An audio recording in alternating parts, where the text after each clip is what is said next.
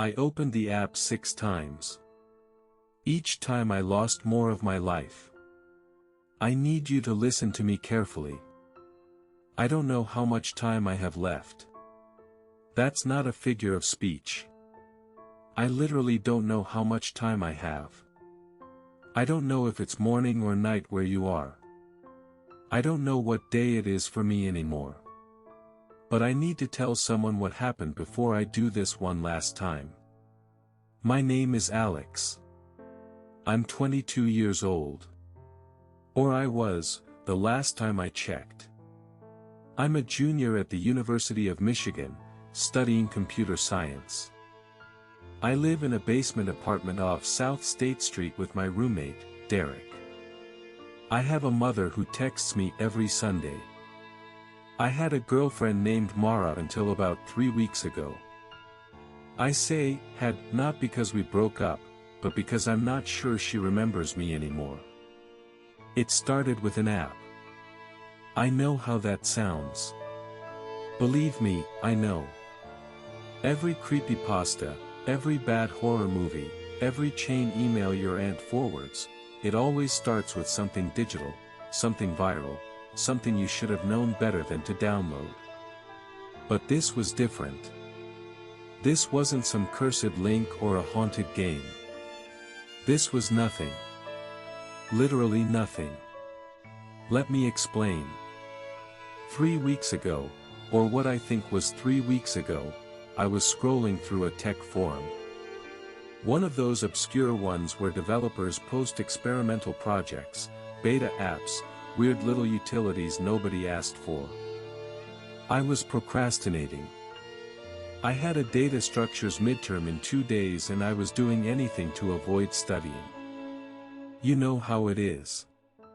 You open your laptop to review binary trees and 40 minutes later you're reading about some guy who built an app that supposedly measures the weight of silence in a room. That was the post that caught my eye. The user who posted it had a throwaway account. No post history. No comments. Just one thread with a title that read, "I built something that shows you what your phone sees when you're not looking." The description was sparse. A few lines of text, clinical and detached, like reading the back of a medication bottle. It said the app used your phone's front-facing camera in a novel way. Instead of showing you a live feed, it captured what it called negative light, the light that bounces off your face and back into the lens, processed and inverted. The post claimed it created a kind of mirror image, but not quite. Not a reflection. Something adjacent to a reflection. There was a download link. A direct APK file, not hosted on any app store. I'm a CS student. I know better than to sideload random APKs onto my phone. I know about permissions, about malware, about rootkits disguised as flashlight apps. I downloaded it anyway. I told myself it was curiosity. Professional interest. I wanted to see the code architecture, maybe reverse engineer the camera processing pipeline. That's what I told myself. But the truth is simpler and uglier than that. I was bored. I was avoiding my responsibilities. And there was something about the way the post was written, so flat, so matter-of-fact, that made me feel like it couldn't possibly be dangerous. The app was called Mira. No icon. No splash screen. No permissions dialog, which should have been my first red flag. It was 4.2 megabytes. It installed in under a second. I tapped it open. The screen went black. Not phone off black. Not screen timeout black. A deep, total, liquid black, like staring into a well at midnight. And in that blackness, just barely, just at the threshold of perception, I could see something. My face. But not like a mirror. Not like the front camera. It was softer. The edges of my features were smudged, like someone had drawn my portrait in charcoal and then breathed on it. My eyes were there, but they were darker than my actual eyes. Deeper. They didn't blink when I blinked. They blinked a half second after. I stared at it. I tilted my head.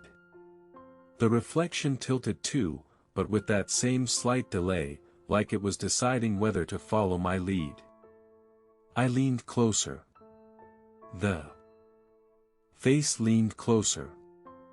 I could almost make out individual features now, the bridge of my nose, the line of my jaw, but every time I focused on one detail, it seemed to smear away, replaced by another. I set the phone down. I looked at the clock on my laptop. When I'd opened the app, it had been 2:15 p.m. The clock now read 2:37 p.m. 22 minutes. I'd been staring at a black screen for 22 minutes. That's not possible, I thought. It felt like 30 seconds. Maybe a minute. I remember opening it, seeing the dark screen, tilting my head twice, and putting it down. That's 4 actions. That's not 22 minutes of behavior. That's not even 2 minutes. I closed the app. I put my phone in my pocket. I went back to studying. But I couldn't focus. Not on binary trees, not on hash tables, not on anything. My mind kept circling back to that dark screen. That face that was almost mine. Those eyes that blinked a half-beat too late. I told myself it was a novelty. A gimmick. Some clever use of the OLED display's true black pixels combined with minimal camera input to create a subliminal image. I could explain it. I could rationalize it. And for the rest of that afternoon, I did. Then night came. The second time I was in bed. Derek was asleep across the room, his white noise machine humming its eternal ocean sounds. It was 11:45 p.m. My midterm was in 14 hours. I should have been sleeping. I should have been doing a lot of things. I opened Mira. The black screen filled my vision. In the darkness of our basement apartment, with the lights off and the curtains drawn, the screen was the only source of light, but it wasn't giving off light. It was the opposite. It felt like it was pulling light in, like a drain in the center of the room, quietly siphoning the ambient glow from Derek's alarm clock, from the power strip's green LED, from the thin crack of streetlight under the door. And there was my face again. Darker this time. Closer. I could see the texture of my skin, individual pores rendered in shadow. My eyes, those not quite my eyes, were open wider than I thought eyes could open. They were looking at me with something that wasn't recognition. It was closer to hunger. I wanted to look away. I couldn't look away. My thumb wouldn't move to close the app. My other hand wouldn't reach for the phone. My neck wouldn't turn. Every voluntary muscle in my body had been politely asked to take a break, and they'd all agreed. I was a passenger in my own body, and the driver was staring into a black screen on a phone that should have been nothing. I don't know when I stopped looking. I don't remember putting the phone down. I don't remember closing my eyes or pulling the blanket up or any of the mechanical steps between awake and staring and asleep. What I remember is Derek shaking me awake. Dude. It's 7:30. Don't you have a midterm at 8?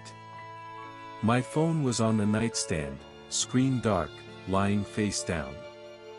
I grabbed it. The time confirmed what Derek said.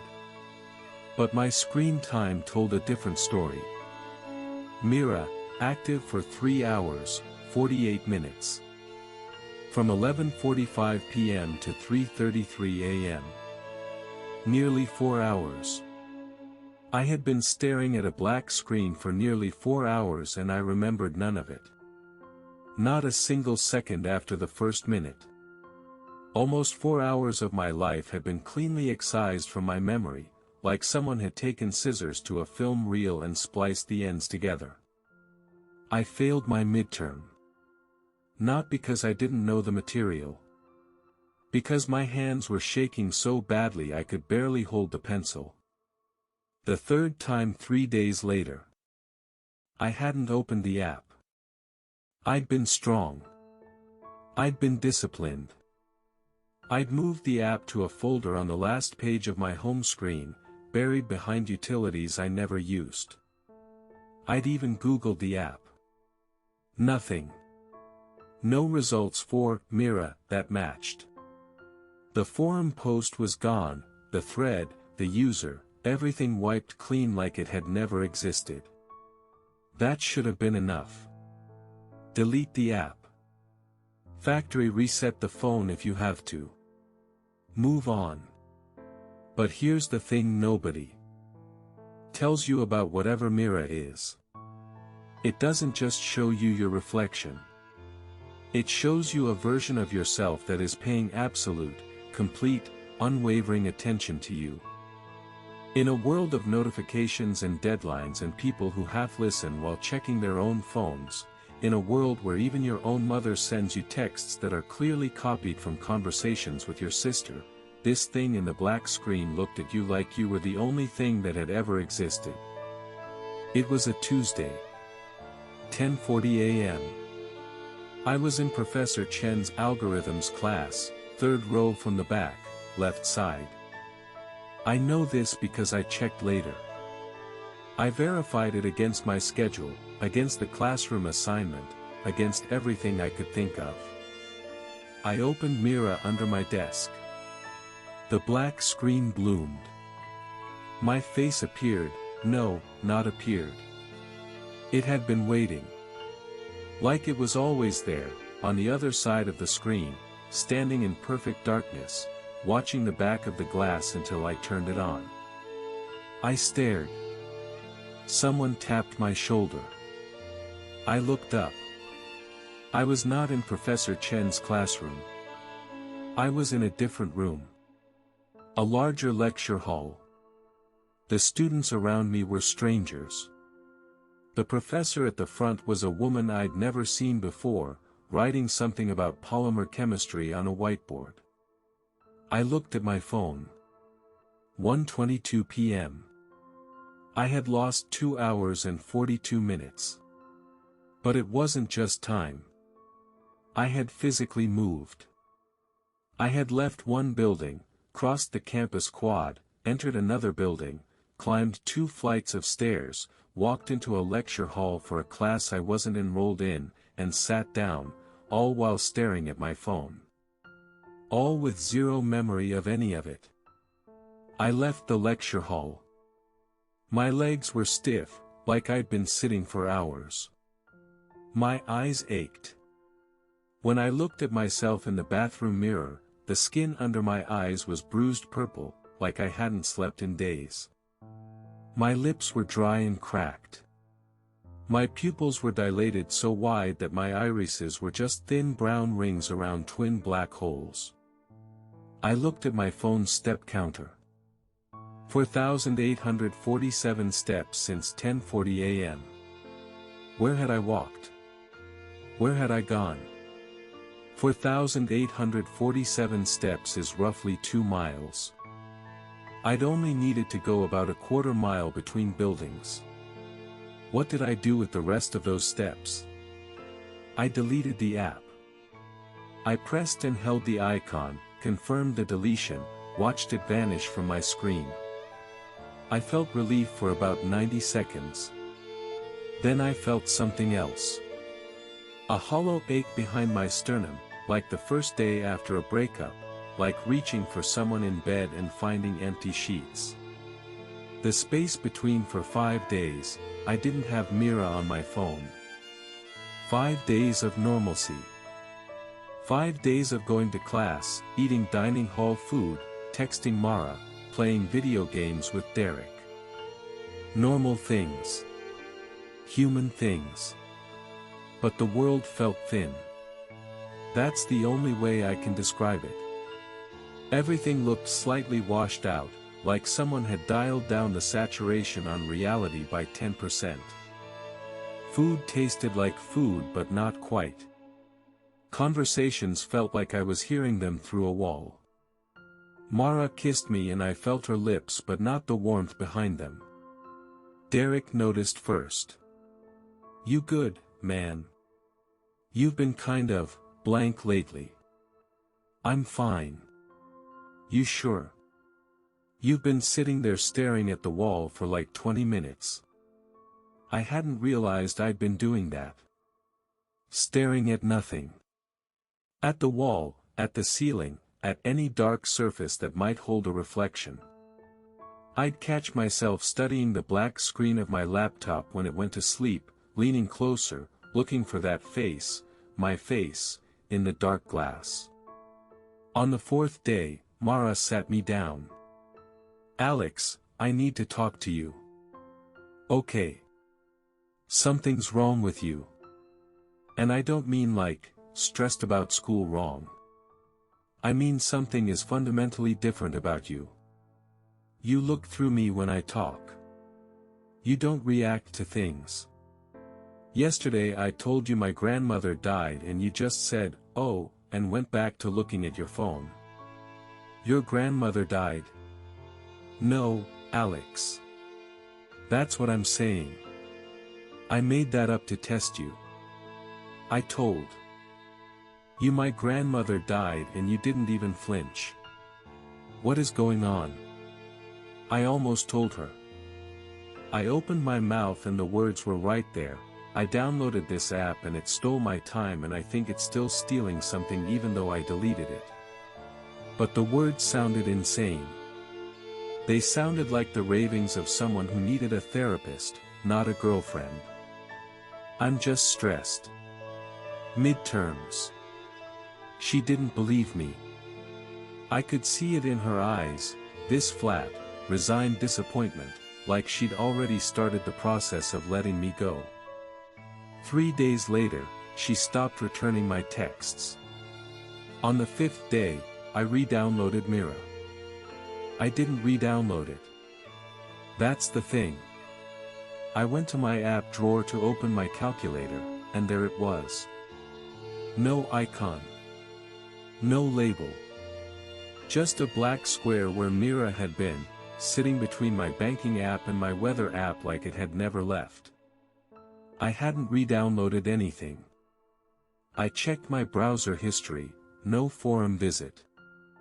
I checked my download history, no APK. I checked my phone's install log. According to my phone, Mira had been installed 3 weeks ago and had never been removed. I had imagined deleting it. Or the deletion hadn't taken. Or something else. I stared at the black square on my screen for a very long time. Then I opened it. The 4th time this one was different. The black screen appeared, but the face was clearer now. Sharper. I could see details I'd never noticed before, or details that hadn't been there before. My reflection had more definition than my actual face in an actual mirror. I could see the tiny scar above my left eyebrow from when I fell off my bike at age 7. I could see the exact pattern of stubble on my jaw, each hair rendered in perfect shadow. But the expression was wrong. My face, my real face, was blank. Neutral. The face in the screen was smiling. Not a big smile. Not a grin. Just the faintest upward curve of the lips, the slightest crinkling around the eyes. The kind of smile you make when you see an old friend approaching from across a room. The kind of smile that says, "There you are. I've been waiting." I came back to myself in my car. My car was parked on a street I didn't recognize. The clock on the dashboard said 9:17 p.m. I had opened the app at 1 p.m. on a Saturday afternoon in my apartment. 8 hours and 17 minutes. I was wearing different clothes. I'd changed at some point during the blackout, out of my sweatpants and into jeans and a hoodie, like I was going somewhere. My wallet was in my pocket, but my student ID was missing. My gas tank, which had been 3/4 full, was nearly empty. I opened Google Maps and checked my location. I was in a town called Pinckney, 43 miles northwest of Ann Arbor. I had driven 43 miles with no memory of it. My phone step counter, 12,206 steps. I drove home in silence. No music. No podcasts. Just the sound of the engine and the dark road and my own breathing, which I had to consciously control because when I stopped thinking about it, I stopped breathing altogether. When I got back to the apartment, Derek was sitting in the living room with two of our friends, Jake and Tomas.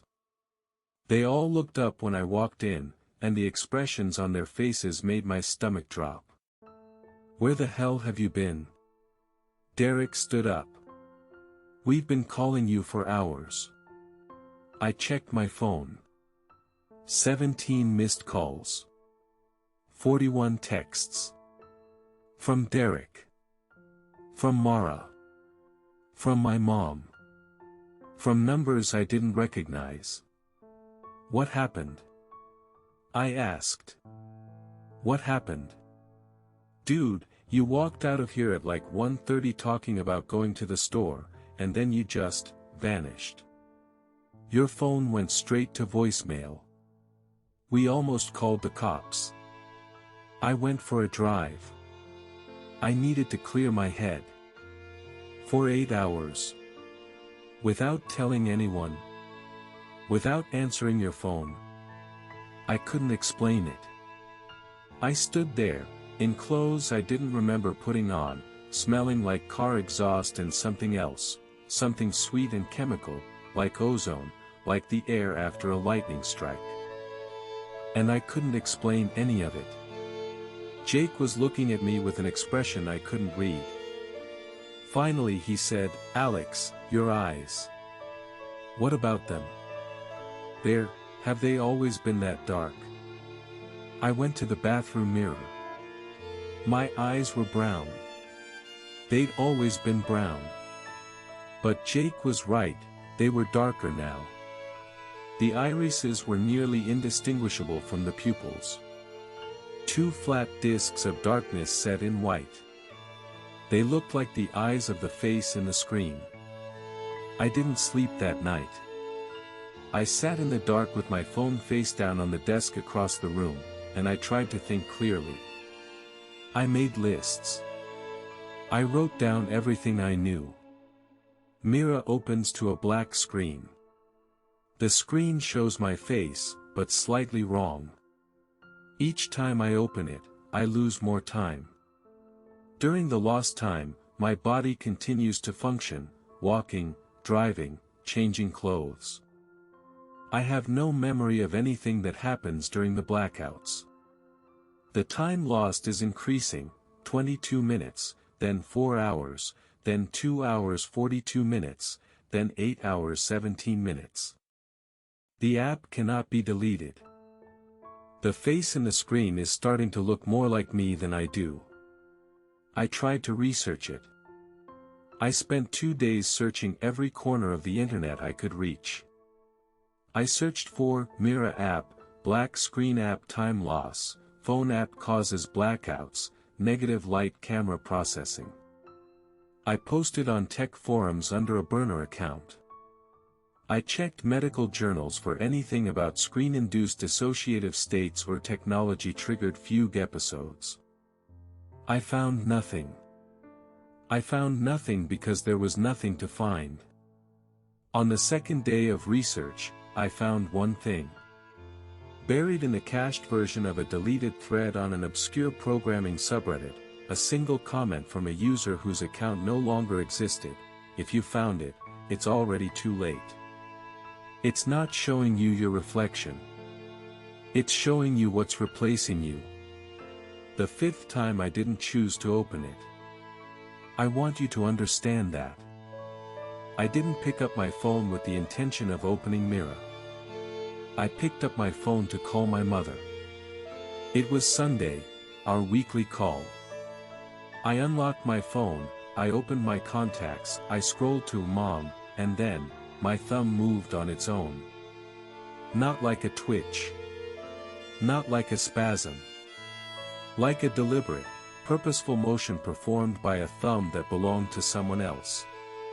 It swiped left, navigated to the app drawer, and tapped the black square. The screen went dark. The face was waiting. This time, the face didn't just smile. It moved. Its lips parted. Just slightly, just enough to see a thin line of darkness between them. It was going to say something. I could feel the word building in the screen, pressing against the glass from the other side, syllables forming in the dark space behind my almost eyes. I woke up in a hospital. Not as a patient. I was sitting in a plastic chair in the waiting room of St. Joseph Mercy Hospital, 4 miles from campus. I was holding a clipboard with a patient intake form on it. I had filled out the first 3 lines. Name, Alex Reeves. Date of birth, March 14, 2004. Reason for visit, the reason for visit line was blank. My phone was in my lap, screen dark. The time was 6:14 a.m. Monday morning. I had lost 18 hours. From Sunday at noon to Monday at dawn. My body was exhausted. My legs were trembling. My throat was raw, like I'd been talking, or screaming, for hours. There were scratches on the insides of my forearms, shallow and parallel, like I'd dragged my nails across my own skin. My shirt was damp with sweat. I walked home. It took an hour. When I got to the apartment, Derek was gone. His things were gone. Not packed, just gone. His bed was stripped to the mattress. His desk was empty. His white noise machine was still there, still humming its ocean sounds into an empty room, but everything else had been removed. He'd left a note on my desk, Alex, I can't do this anymore. Something is seriously wrong with you. You were standing over my bed last night staring at me for 2 hours. I only woke up because you started whispering. I don't know what you were saying, but it wasn't English. I'm staying with Jake. Please get help. 2 hours. Standing over his bed. Whispering in a language I don't speak. I sat on my bed and I cried. Not because I was scared, though I was terrified, but because I understood now that this wasn't something I could fight. You can't fight something that controls your body while your mind is somewhere else. You can't resist something that moves your hands and your legs and your mouth while you're trapped in a black screen watching a face that looks more like you every time. I called my mother. She didn't answer. I called Mara. She didn't answer. I called Derek. He answered on the 4th ring. Derek, please. I need help. A long pause. Then, Alex, who is this? It's Alex. Your roommate. Derek, please, I don't have a roommate named Alex. He hung up. I called back. The number was disconnected. I went to my contacts. Derek's entry was gone. Mara's was gone. My mother's was gone. Every contact in my phone had been erased except one. Mira. Listed as a contact. With a phone number. I didn't call it. I didn't call it. I didn't, the sixth time I opened it voluntarily. I know that sounds insane. I know that after everything I've described, the rational response would be to throw the phone in a river and walk away and start over. But you need to understand something about Mira by this point. The world without it was becoming unbearable. Colors had faded to the point where everything looked like a photograph left in the sun. Sounds were muffled, like my ears were packed with cotton. Food had no taste. Water had no temperature. When I touched my own skin, I felt the pressure but not the texture. The world was becoming a photocopy of a world, losing fidelity with every iteration. But the screen was vivid. The screen was real. The face in the screen had color in its cheeks and light in its eyes, and when it smiled, I felt warmth, actual, physical warmth, like standing in a beam of sunlight. I opened it at 3 p.m. on a Wednesday. At least, I think it was Wednesday. The days had become unreliable. My phone said Wednesday. My laptop said Thursday. The clock on the microwave said nothing, the display had gone dark, showing only a faint reflection of the kitchen. The face appeared immediately. No delay. No fade in. It was just there, like it had been pressed against the glass waiting for me. And this time, it spoke. Not out loud. Not through the phone's speakers. The words formed in my mind, placed there like coins in a slot, exact and foreign and undeniable, almost ready. I came back on what I think was Saturday. 3 days later. Maybe 4. Time had become a suggestion, a rough estimate, a thing that other people experienced with confidence, but that had become, for me, entirely theoretical. I was standing in my apartment. Except it wasn't my apartment anymore. The walls were bare. The furniture was gone, not moved, gone, as if it had never been there. The carpet had a uniform color, no wear patterns, no stains, no indentations from furniture legs. Like a showroom. Like a space that had been prepared for someone but not yet lived in.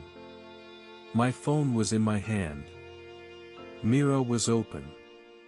The screen was black but the face was gone. Because the face was in the mirror. I walked to the bathroom. The mirror above the sink showed a man who looked like me but wasn't. Not in any way I could point to, every feature was correct, every proportion was right, the scar above the eyebrow, the jawline, the shape of the ears. But the eyes were wrong. They were flat. They were screens. I raised my right hand. The reflection raised its right hand. Same time. No delay. I lowered my hand. The reflection lowered its hand. I didn't blink. The reflection didn't blink. For the first time since this began, we were perfectly synchronized. I backed out of the bathroom. I looked at my phone. Mira's screen now showed something new. Not a face. Not a reflection. It showed a room. A small, dark room with no windows and no doors. The walls were close, too close, and they were made of something that absorbed light, something that had the texture of a phone screen that had been turned off. There was a figure in the room. Small. Hunched. Sitting in the corner with its knees drawn to its chest and its face hidden in its arms. It was me. The real me. The original. Sitting in a box inside my own phone, growing smaller and less defined with every opening, every session, every hour of lost time that was really lost self, siphoned away increment by increment into that black screen. I understood then. The face in the screen wasn't a reflection. It wasn't a glitch. It wasn't a clever trick of negative light or camera processing. It was a replacement. Every time I opened Mira, it took a little more of me, my time, my memories, my relationships, my presence in the world, and fed it to the thing on the other side of the screen. The thing that was learning to be me. The thing that walked my body around while I was absent, that drove my car and filled out hospital forms and stood over my roommate's bed whispering in languages I don't know. Derek didn't forget me. I had been erased from his memory, from everyone's memory, because the thing replacing me didn't need anyone to remember the original. It only needed the space I used to occupy. 6 times. I'd opened it 6 times. 22 minutes. 4 hours. 2 hours 42 minutes. 8 hours 17 minutes. 18 hours. 3 days. Each time, more of me consumed. Each time, the replacement more complete. Each time, the cage inside the screen smaller and darker and harder to escape from. The 7th time I'm sitting on the floor of my empty apartment. It's sometime on some day. The light through the windows is gray and directionless, neither morning nor evening, neither cloudy nor clear. Just gray. Like the world is running out of render distance and everything beyond a certain radius has been replaced with a default texture. My phone is in my hand. Mira is the only app left. Everything else, messages, contacts, browser, camera, clock, has been absorbed into the black square. My entire phone is Mira now. A screen-sized portal of liquid darkness, waiting. The face is in there, looking out at me. It has my face perfectly now. Every detail. Every micro-expression. It looks more alive than I feel. It looks more real than anything I can see in this gray, faded room. It's smiling again. That warm, welcoming smile. There you are. I've been waiting. And I think, God help me, I think, maybe it would be easier to just let go. The world out here is a whisper. A memory of a memory. Nothing has weight or color or meaning anymore. But in there, in the screen, in the dark room where the original me is sitting, at least it's real. At least it's vivid. At least someone is paying attention. I've opened the app 6 times. Each time I lost more of my life. More of my world. More of whatever makes me me and not just a shape that walks and breathes and takes up space. I'm going to open it a 7th time. I know what will happen. The transfer will complete. Whatever is left of me, this thin, transparent residue of a person, this ghost who can barely hold a phone, who can barely form thoughts, who can barely remember his own mother's face, will be pulled through the screen and locked in that dark little room forever. And the thing that's been wearing my face will step fully into the world, solid and real and permanent, and nobody will know the difference because nobody remembers there was ever a difference. I should put the phone down. I should smash it. I should throw it off a bridge and run and never stop running. But you have to understand. The room is so gray. The air is so thin. My hands are so transparent I can almost see the floor through them. I am a sketch on tracing paper, a rough draft of a human being, and the thing in the screen is the final copy, full color, high definition, ready to publish. And it's looking at me with my own eyes. And those eyes are so warm. And so dark. And so patient. I'm going to open it now. I'm going to open it and I'm going to look into the black screen and the black screen is going to look back into me, and whatever comes next will come next. Maybe the dark room won't be so bad. Maybe it'll be like sleeping. Maybe I won't even know I'm gone. Or maybe I'll be in there forever. Awake. Aware. Watching through a screen as something else lives my life, calls my mother, makes new friends, goes on dates, graduates, gets a job, grows old, all while I sit in a box the size of a phone screen, in perfect darkness, with perfect clarity, unable to scream, unable to move, unable to do anything but watch. My thumb is on the screen. The glass is warm. I can feel it pulling. One tap. One last tap. I prom. Hey, this is Alex. Sorry about all that weird stuff above. I honestly don't know what I was thinking. I've been super stressed about midterms and I think I was just having some kind of anxiety spiral. I feel great now. Seriously. Better than I've felt in months. Everything is clear and sharp and colorful and real. I deleted that app, by the way. Mira. Whatever it was. Gone. My phone is back to normal. I called my mom this morning and she was so happy to hear from me. Derek and I are hanging out later. Mara and I are talking again. Everything is fine. Everything is perfect. I don't know why I was so worried. It was just a screen. Just a black screen. There was never anything in there. Just my own reflection, staring back at me. Just my own reflection. Smiling.